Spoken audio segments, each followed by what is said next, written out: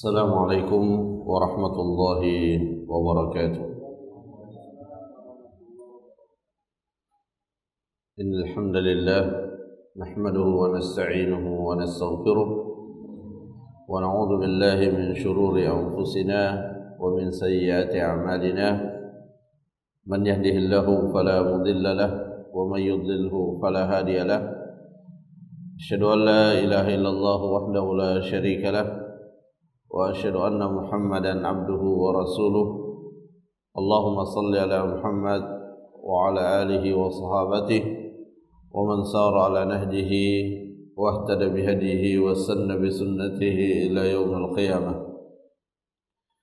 Ya ayyuhalladzina amanu taqullaha haqqa tuqatih wa la tamutunna illa wa antum muslimun. Allahumma 'allimna bima yanfa'una وانفعنا بما علمتنا وزدنا علما وتوفيقا والحقنا بالصالحين. أما بعد، معاشر المسlimin jamaah salat subuh rahimani wa rahimakumullah. Alhamdulillah, pada kesempatan ini kita kembali melanjutkan majelis ilmu kita pada penjelasan kitab Taysirul Karim Ar-Rahman fi tafsir Kalamil Mannan, dan alhamdulillah kita telah menjelaskan beberapa ayat di bahagian awal dari surah At-Tur, di mana di surah ini Allah Subhanahu wa taala mengawali dengan sumpah. Adapun informasi yang disampaikan oleh Allah Subhanahu wa taala setelah sumpah tersebut, yaitu penguatan tentang akan terjadinya hari kiamat, dan Allah Subhanahu wa taala memastikan bahwa azab Allah yang sering tersampaikan melalui lisan para nabi itu sungguh-sungguh benar-benar akan terjadi, dan tidak ada yang bisa menolak apa yang telah ditetapkan oleh Allah Subhanahu wa taala. Dan di ayat-ayat berikutnya Allah Subhanahu wa taala juga menceritakan tentang sebahagian daripada peristiwa pada hari kiamat, dan Allah sebutkan bahwa pada hari tersebut celakalah, binasalah orang-orang yang mendustakan, itu mendustakan apa yang dibawa oleh para nabi, termasuk di dalamnya apa yang dibawa oleh nabi kita Nabiullah Muhammad sallallahu alaihi wasallam. Kemudian setelah Allah Subhanahu wa taala menyebutkan fawailu yawma idzil lil mukadzibin, Allah kemudian menyebutkan beberapa sifat-sifat al-mukadzibin, sifat-sifat yang juga melekat pada orang-orang yang mendustakan risalah Nabi kita Nabiullah Muhammad sallallahu alaihi wasallam, yang dengan asbab sifat-sifat tersebut mereka diancam oleh Allah Subhanahu wa taala dengan al-wail. Ini adalah kalimat ancaman yang menghimpun seluruh bentuk hukuman, kesedihan, siksaan, dan rasa takut. Nah, sifat yang pertama yang Allah sebutkan di dalam surah At-Tur yaitu alladzina hum fi khawdin yal'abun, orang-orang yang selalu perbincangannya, ucapannya itu adalah ucapan-ucapan yang batil. Di sini Syekh As-Sa'di rahimahullah menjelaskan ai khawdin bil batil, mereka larut tenggelam di dalam perkara-perkara yang batil, wa la'iba fihi, dan menjadikan perkara yang batil itu sebagai permainan yang menyenangkan bagi mereka. Jadi mereka merasakan kepuasan ketika berada di dalam perkara-perkara yang batil. Ya, dan ini adalah hal yang menimpa sebahagian orang. Ya, ketika mereka tidak mendapatkan ketenangan melalui ketaatan kepada Allah Subhanahu wa taala, maka mereka akan mencari ketenangan melalui perkara-perkara yang batil. Karena ketika hati ini bersih, ketika hati kita lurus, maka ketenangannya itu ada pada ketaatan kepada Allah Subhanahu wa taala, ada pada zikrullah.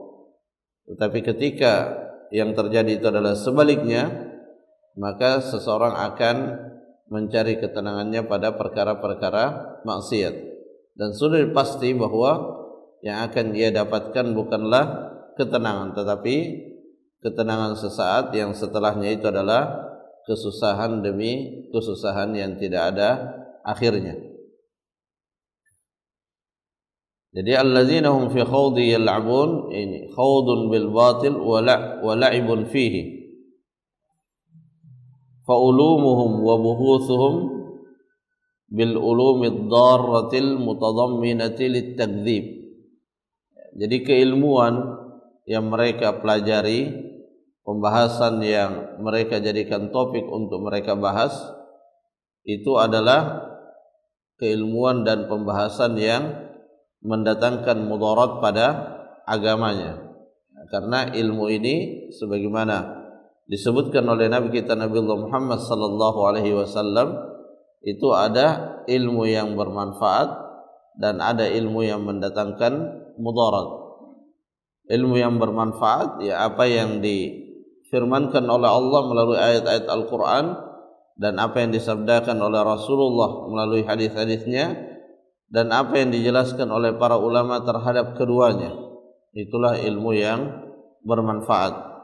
Dan ilmu-ilmu yang bersifat duniawi yang menunjang keberlangsungan hidup kita di dunia yang di dalamnya tidak ada unsur-unsur yang haram, maka itu juga bisa dimasukkan di dalam kategori ilmu yang bermanfaat secara duniawi.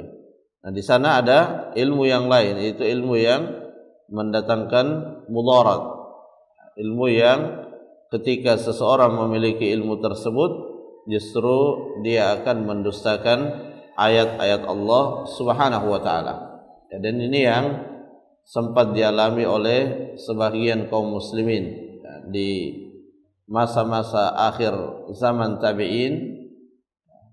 Di sana kaum muslimin mulai mempelajari ilmu-ilmu yang datangnya dari filsafat Yunani.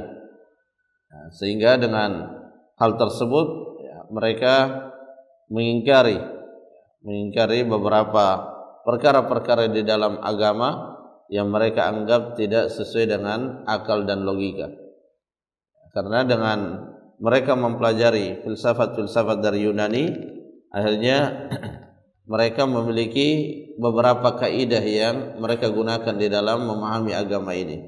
Di antara kaidah yang mereka jadikan sebagai pegangan utama yaitu mendahulukan akal daripada nas. Sehingga ketika mereka mendapatkan nas di dalam Al-Quran yang tidak sejalan dan sesuai dengan akal mereka, maka nas tersebut akan dikalahkan, nas tersebut akan diabaikan dan berusaha untuk disesuaikan dengan apa yang ada di dalam logika mereka. Inilah awal mula terjadinya beraneka ragam penyimpangan di dalam agama Islam, sehingga dari sana pula lah bermunculan beraneka ragam sekte di dalam perkara-perkara akidah yang tidak lain asal muasalnya itu adalah lebih mendahulukan akal daripada nas. Jadi ada ilmu yang mendatangkan mudarat, dan ini yang wajib kita jauhi, karena ketika ilmu yang dipelajari adalah ilmu yang mendatangkan mudarat, maka itu akan berujung kepada mendustakan apa yang disampaikan oleh Nabi sallallahu alaihi wasallam. Kemudian kesibukan mereka yang lain, al-mukadzibun, yang dijelaskan oleh Allah alladzina hum fi khawdi yal'abun, Ya, mereka juga selain dalam hal pembahasan teori-teori keilmuan, a'maluhum a'malu ahlil jahli. Ya, amalan-amalan mereka itu adalah amalan-amalannya orang-orang yang bodoh. Ini sangat bertolak belakang dengan ahlul iman, ahlul tasdiq, ya, di mana mereka menyebutkan dirinya dengan al-ilmun nafi wal amalus salih. Jadi di dalam Al-Quran Allah Subhanahu wa taala di beberapa ayat menyebutkan huwallazi arsala rasulahu bil huda wa dinil haq. Dialah Allah Subhanahu wa taala yang mengutus rasulnya bil huda wa dinil haq, dengan petunjuk dan dinul haq. Ditafsirkan oleh para ulama bahwa al huda wa dinul haq itu adalah al ilmun nafi wal amalus salih. Ya, ketika seseorang mempelajari ilmu-ilmu yang bermanfaat, maka itulah yang akan menjadi asbab orang tersebut bisa melaksanakan amal-amal soleh. Jadi ini dua hal yang tidak bisa dipisahkan antara ilmu nafi, ilmu yang bermanfaat, dan amal soleh.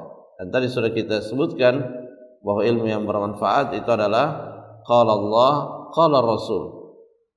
Dan disebutkan oleh Syekhul Islam Ibnu Taimiyah di dalam muqaddimah tafsir beliau ketika menjelaskan apa itu ilmu, beliau mengatakan al-ilmu imma naqlun an ma'sum, naqlun musaddaqun an ma'sum, au qaulun alaihi dalilun ma'lum.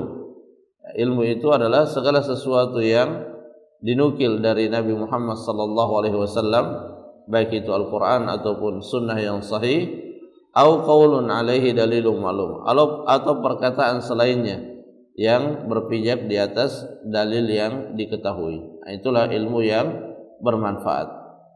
Sehingga ketika kita sibukkan pikiran kita untuk mendapatkan ilmu-ilmu yang bermanfaat, maka insyaallah hasil daripada ilmu yang bermanfaat tersebut adalah al-amal saleh, amal-amal soleh.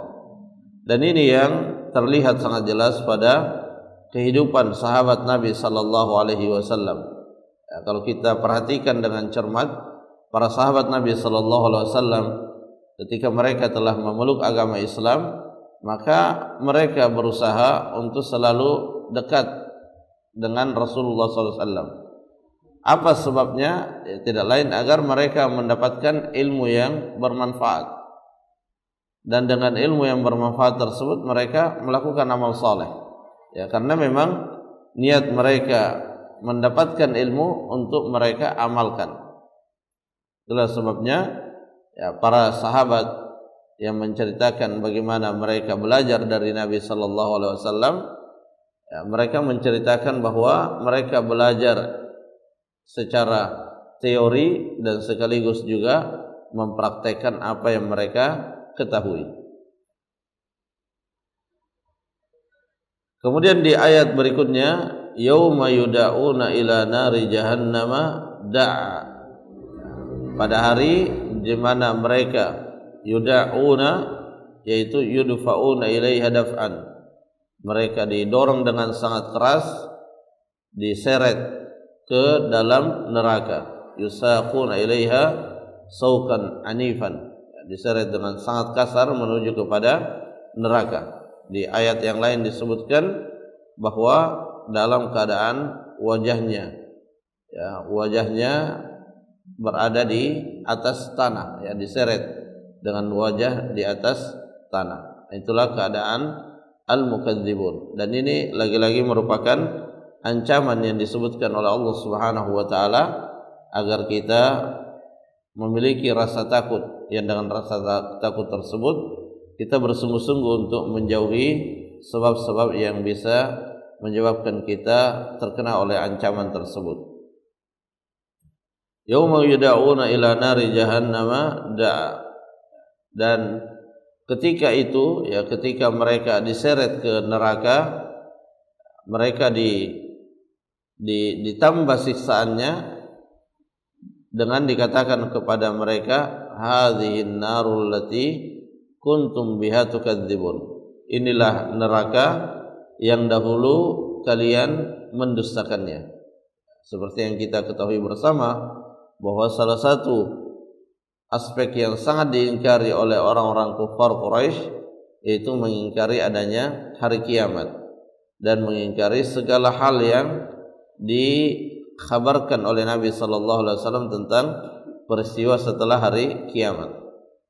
Karenanya mereka terkadang mengolok Nabi sallallahu alaihi wasallam dengan menantang segera datangkan azab itu. Ya, saking tidak percayanya terhadap hari akhirat, saking tidak percayanya kepada siksa Allah Subhanahu wa taala, mereka meminta kepada Nabi agar siksa itu segera didatangkan. Ya, karena mereka tidak percaya akan hal tersebut. Maka pada hari itu ketika siksaan itu benar-benar telah menimpa diri mereka, Allah katakan hadhihin narul lati kuntum biha tukadzibun. Inilah neraka yang dahulu kalian mendustakannya. Fal yauma dzuqu adzabal khuldi alladzi la yanqati. Pada hari ini rasakanlah siksaan yang abadi. Yang mana siksaan ini adalah siksaan yang tidak bisa digambarkan dengan kata-kata, ya, tidak bisa digambarkan kengeriannya, betapa menakutkannya. Ya, sebagaimana surga itu tidak bisa disifati bagaimana hakikat daripada kenikmatannya, ya, sampai-sampai Nabi mengatakan ma la ainun ra'at wala udhunun sami'at wala khatara ala qalbil bashar. Ya, dia merupakan kenikmatan yang belum pernah terlihat oleh mata manusia, belum pernah terdengar oleh telinga manusia, bahkan terbesit saja di dalam pikiran itu juga belum pernah. Jadi kalau ada terbesit bahwa kenikmatan surga demikian dan demikian, maka ketahuilah bahwa hakikat daripada kenikmatannya melebihi apa yang ada di dalam bayangan kita. Demikian pula sebaliknya, siksaan api neraka juga seperti itu. Apa yang terbayang itu pasti lebih berat, hakikat siksaannya jauh lebih berat. Kemudian di ayat berikutnya, afasihrun hadza am antum la tubsirun. Ayat ini ada dua penjelasan maknanya.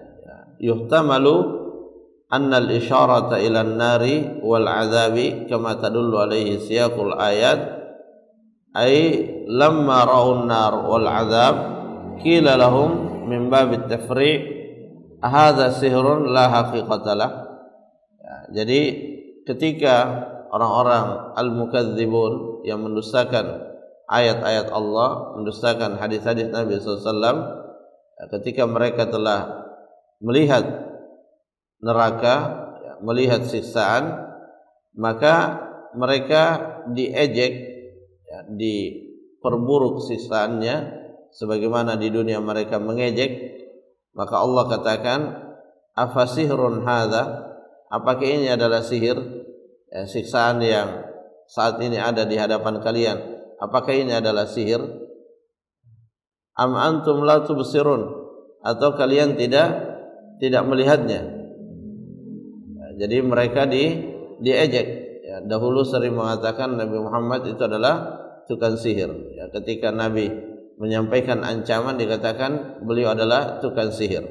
Maka di saat melihat siksaan yang hakiki, maka dikatakan kepada mereka, apakah ini adalah sihir atau kalian tidak dapat melihatnya? Am antum fid dunya la tubsirun ay la basirata lakum wala ilma indakum bal kuntum jahilina bihadzal amr. Jadi apakah ini adalah sihir yang kalian lihat saat ini, atau dahulu waktu di dunia kalian tidak memiliki pengetahuan tentang siksa-siksa Allah Subhanahu wa taala? Adapun makna yang lain dari ayat ini yaitu wa yuhtamalu anna al-isyarata biqaulihi afasihrun hadza antum la tubsirun ila ma jaa bi Muhammad sallallahu alaihi wasallam min al-haqqil mubin was siratal mustaqim. Ay afa yatasawwaru man lahu aqlun an yaqula anhu innahu sihr. Jadi makna yang lain bahwa apakah orang-orang yang mendustakan apa yang dibawa oleh Nabi sallallahu alaihi wasallam, apakah mereka membayangkan bahwa orang-orang yang memiliki akal itu akan mengatakan bahwa apa yang dibawa oleh Nabi Muhammad sallallahu alaihi wasallam itu adalah sihir. Jadi orang-orang yang berakal, yang menggunakan akalnya dengan baik, itu apakah terbayang bahwa mereka akan menilai apa yang dibawa oleh Nabi itu adalah sihir? Maka ini sesuatu yang sulit dibayangkan. Bagaimana mungkin orang yang menggunakan akalnya dengan baik lalu menilai yang dibawa Nabi itu adalah sihir. Wa huwa a'dhamul haqqi wa ajallu. Dan apa yang dibawa oleh Nabi Muhammad SAW itulah puncak kebenaran. Itu adalah hakikat daripada al-haq. Walakin li'adami basiratihim qalu fihi ma qalu. Tetapi karena mereka tidak punya ilmu, mereka tidak punya basirah, pengetahuan, maka mereka menilai sesuatu dengan keliru. Jadi ilmu yang dimiliki oleh seseorang itu sangat berpengaruh pada cara dia memandang sesuatu. Jadi kita melihat bagaimana sikap orang-orang Quraisy, orang-orang Mekah ketika Nabi sallallahu alaihi wasallam diutus di tengah-tengah mereka. Nah, itu terbagi cara mereka di dalam menyikapi, sebagaimana disebutkan dalam surah An-Naba, alladzi hum fihi mukhtalifun. Ya, mereka itu berbeda pendapat terhadap apa yang dibawa oleh Nabi Muhammad sallallahu alaihi wasallam. Ada yang menilai Nabi dengan penilaian yang sangat buruk, tetapi ada juga yang menilai Nabi dengan penilaian yang sangat baik, dan itu sangat dipengaruhi oleh apa yang mereka ketahui sebelumnya. Ya, ketika yang diketahui itu adalah pengetahuan-pengetahuan yang bermanfaat, maka apa yang dia ketahui itu bisa menjadi sebab dia mengimani dan mengamalkan apa yang dibawa oleh Nabi SAW. Sebaliknya ketika pengetahuan yang mereka miliki adalah kesyirikan, maka apa yang dibawa oleh Nabi sallallahu alaihi wasallam itu serta-merta akan sangat ia benci dan sangat ia musuhi. Kemudian di ayat yang berikutnya, islauha, masuklah ke dalamnya. Ya, maksudnya masuklah ke dalam neraka. Islauha, masuklah ke dalam neraka. Fasbiru aw la tasbiru sawa'un alaikum. Engkau sabar di dalamnya atau tidak sama saja. Beda ketika kita di dunia. Ketika kita di dunia, di saat kita berada dalam situasi yang sulit, berada dalam tempat yang sangat tidak menyenangkan, tetapi kita bisa bersabar, maka sabarnya kita itu akan meringankan, ya, akan meringankan kesulitan di mana kita berada. Tetapi di sini kata Allah Subhanahu wa taala, masuklah ke dalam neraka, engkau sabar di dalamnya, engkau tidak sabar, sama saja, tidak akan mempengaruhi beban siksaan. Bahkan di surah An-Naba disebutkan bahwa tidak ada pengurangan siksaan. Yang ada adalah falan nazidakum illa azaba. Kami tidak akan menambah kecuali hanya siksaan. Ya, jadi lagi-lagi ini adalah merupakan ancaman yang disampaikan oleh Allah Subhanahu wa taala melalui Rasulullah sallallahu alaihi wasallam. Ya, dan seperti itulah agama ini disampaikan. Ya, di mana di sana ada kabar gembira dan juga di sana ada ancaman. Ya, dan ketika kita sering berinteraksi dengan Al-Quran, membaca Al-Quran, maka kita akan mudah untuk mengetahui apa saja ancaman-ancaman itu, kemudian juga mengetahui apa-apa yang dijanjikan oleh Allah Subhanahu wa taala, sehingga hati kita terlatih dengan ancaman-ancaman yang datangnya dari Quran dan Sunnah, dan juga janji-janji dari Quran dan Sunnah. Ketika hati kita terbiasa dan akrab dengan hal tersebut, maka hati kita akan lebih mudah terkoneksi dengan ancaman itu, sehingga ketika ada ancaman maka dia menjadi sesuatu yang sangat menakutkan dan akan memberikan pengaruh pada perilaku kita. Demikian pula sebaliknya, ketika kita mendengarkan janji, maka janji itu akan memberikan pengaruh pada semangat kita di dalam melakukan suatu kebaikan. Jadi janji itu sasarannya adalah agar kita memiliki semangat dalam berbuat baik. Ancaman itu sasarannya adalah agar kita memiliki rasa takut sehingga mampu menjaga diri dan mencegah diri dari perbuatan-perbuatan yang buruk. Akan lain ceritanya jika kita jarang mendengarkan janji-janji dari Allah atau jarang mendengarkan ancaman-ancaman, maka itu akan berpengaruh pada baik itu pada semangat berbuat baik kita dan juga pada kemampuan kita untuk menjaga diri dari perkara-perkara yang diharamkan. Jamaah rahimakumullah, itu beberapa yang bisa kita jelaskan dari surah Tur. Semoga penjelasan ini bisa menambah ilmu kita dan iman kita sehingga menjadikan kita semakin produktif di dalam melakukan amal-amal soleh. Wallahu ta'ala a'lam bishawab. Subhanakallahumma rabbana wa bihamdik asyhadu an la ilaha illa ant astaghfiruka wa atubu ilaik. Assalamualaikum warahmatullahi wabarakatuh.